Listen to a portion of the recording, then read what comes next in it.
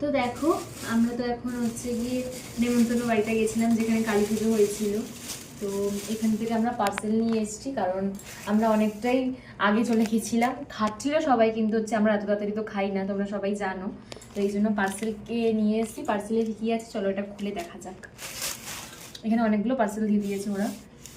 তো চলো আমি একটা প্যাকেট খুলি আগে কি আছে, চলো দেখা যাক।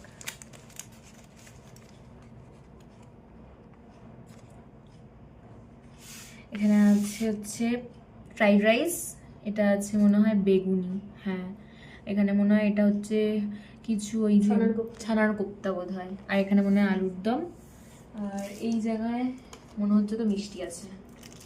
দাঁড়াও খুলে দেখে নি। এখানে একেবারে পায়েস আর রসগোল্লা একসাথে দিয়ে দিয়েছে। এই যে পায়েস, এখানে রসগোল্লা একসাথেই রয়েছে। তো এটার আমি এখন ঢালছি না। তো চলো আমাদের এগুলো দিয়ে তো রাতের ডিনারটা হয়ে যাবে। তো আবার কিছু থেকেও যাবে, কারণ এতগুলো খাওয়া ইম্পসিবল। মা আবার একটু আগে গেছিলো একটা মন্দিরে, আমাদের এখানে মন্দিরে যেখানে মা জল ঢেলেছে, ওখানেও কালী পুজো হয়েছে আজকে। তো ওখান থেকেও মা প্রসাদ এনেছিল, সেটা খেয়েছি। তো পেটটা এখন বড্ড ভরে আছে, তো এতগুলো তো এখন থেকেই যাবে প্রায়। তো সবাইকে টাটা।